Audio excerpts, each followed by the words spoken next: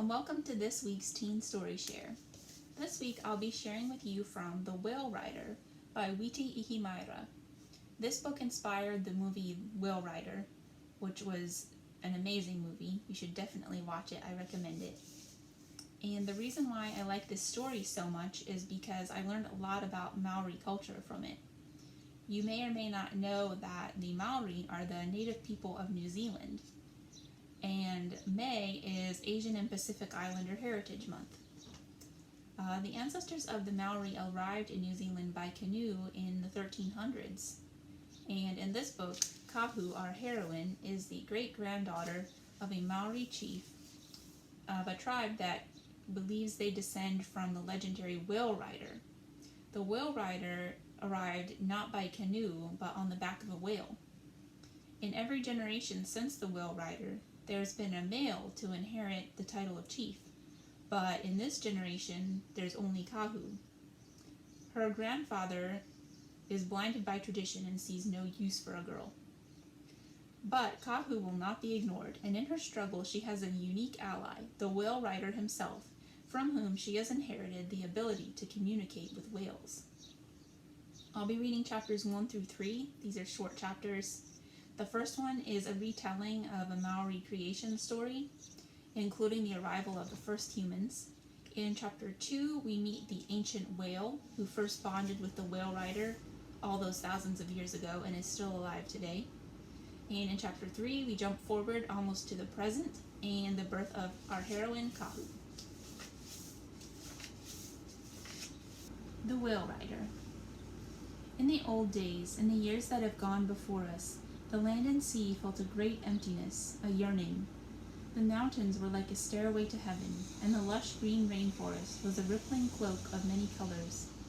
The sky was iridescent, swirling with the patterns of wind and clouds. Sometimes it reflected the prisms of rainbow or southern aurora. The sea was ever-changing, shimmering, and seamless to the sky.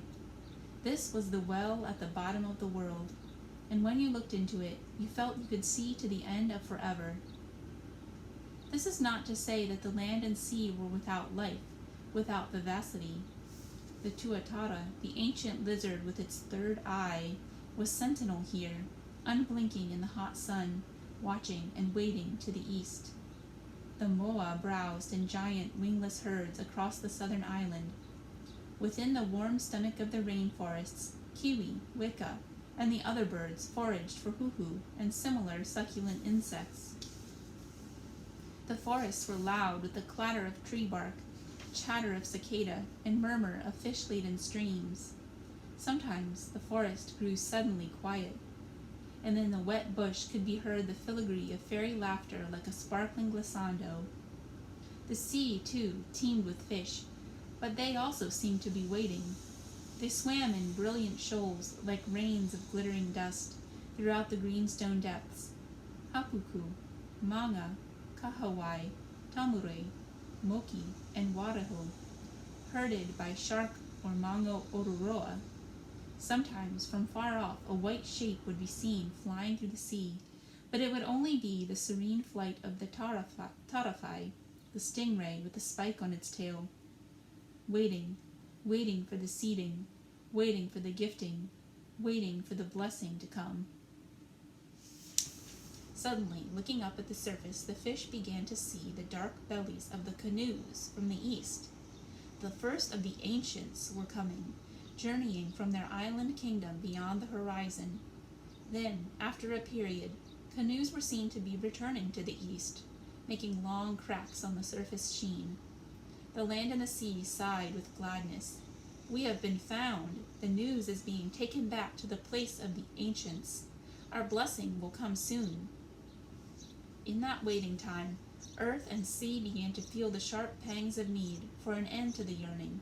The forest sent sweet perfumes upon the eastern winds and garlands of pohutukawa upon the eastern tides. The sea flashed continuously with flying fish, leaping high to look beyond the horizon and to be the first to announce the coming. In the shallows, the chameleon seahorses pranced at attention. The only reluctant ones were the fairy people, who retreated with their silver laughter to caves and glistening waterfalls. The sun rose and set, rose and set. Then one day, at its noon apex, the first sighting was made. A spume on the horizon, a dark shape rising from the greenstone depths of the ocean. Awesome, leviathan, breaching through the surface and hurling itself skyward before falling seaward again.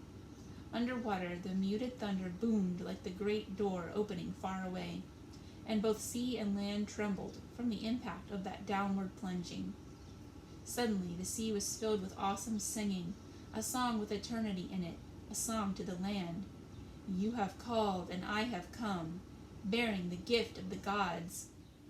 The dark shape rising, rising again. A whale, gigantic, a sea monster.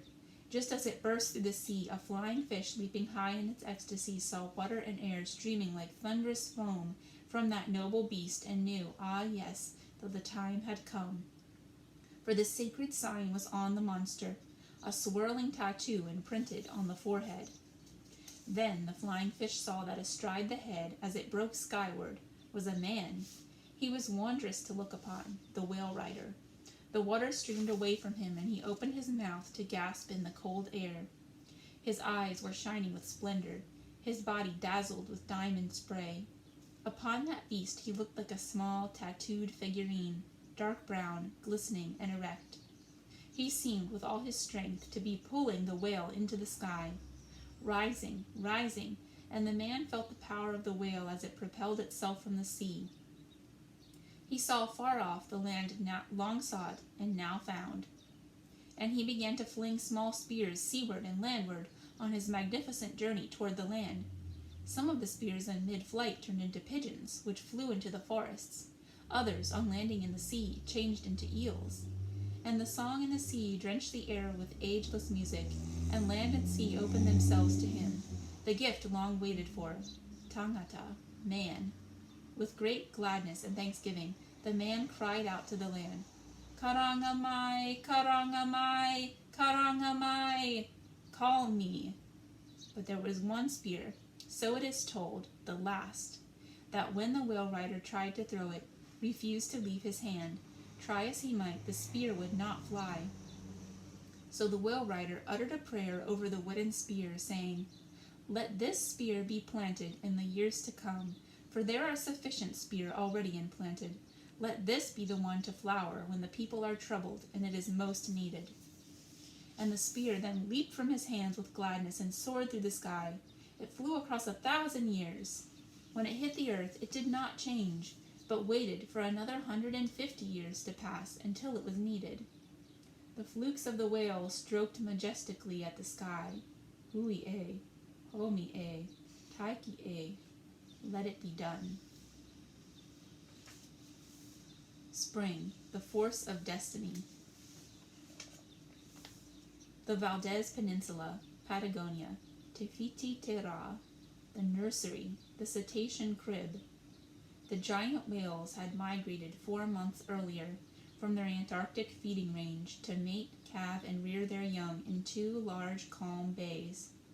Their leader, the ancient bull whale, together with the elderly female whales, fluted whale songs of benign magnificence as they watched over the rest of the herd.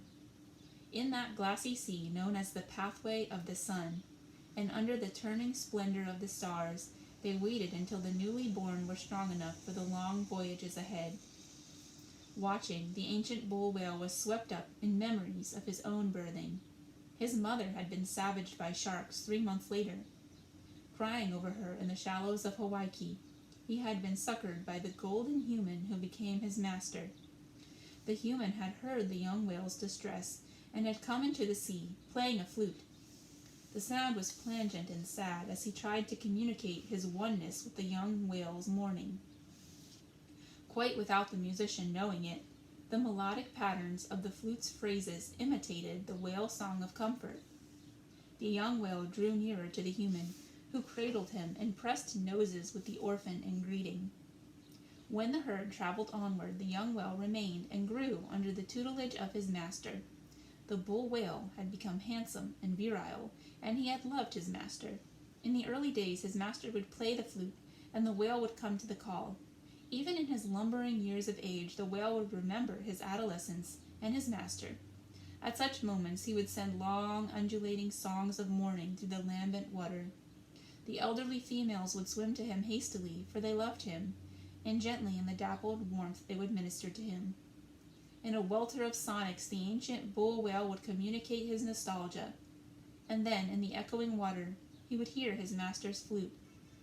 Straightway the whale would cease his feeding and try to leap out of the sea, as he used to when he was younger and able to speed toward his master. As the years had burgeoned, the happiness of those days was like a siren call to the ancient bull whale. But his elderly females were fearful. For them, that rhapsody of adolescence, that song of the flute, seemed only to signify that their leader was turning his thoughts to the dangerous islands to the southwest. Chapter 3.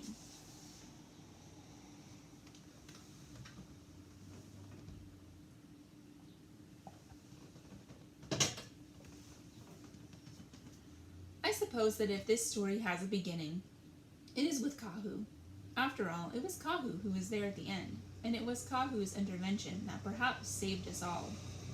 We always knew there would be such a child, but when Kahu was born, well, we were looking the other way, really. We were hanging out at our grandparents' place, me and the boys, when the phone rang. "A girl," grandfather Koro Apirana said, disgusted. "I will have nothing to do with her. She has broken the male line of descent in our tribe." He shoved the telephone at our grandmother, Nanny Flowers, saying, "Here, it's your fault. Your female side was too strong." Then he pulled on his boots and stomped out of the house. The phone call was from the eldest grandson, my brother, Porurangi, who was living in the South Island. His wife, Rehua, had just given birth to the first great-grandchild of our extended family. "Hello, dear," Nanny Flowers said into the phone. Nanny Flowers was used to Koro Apirana's growly ways, although she threatened to divorce him every second day, and I could tell that it didn't bother her if the baby was a girl or a boy.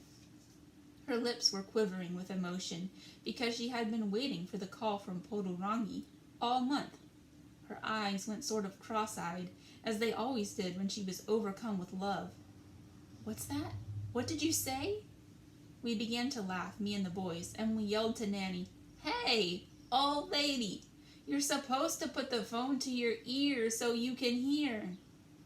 Nanny disliked telephones. Most times she was so shaken to hear a voice come out of the little holes in the receiver that she would hold the phone at arm's length. So I went up to her and put the phone against her head. Next minute, the tears started rolling down the old lady's face. "What's that, dear? Oh, the poor thing. Oh, the poor thing. Oh, the poor thing. Oh, oh, oh. Well, you tell Rehua that the first is the worst. The others come easier, because by then she'll have the hang of it." "Yes, dear, I'll tell him. Yes, don't you worry. Yes, all right. Yes, and we love you too." She put down the phone.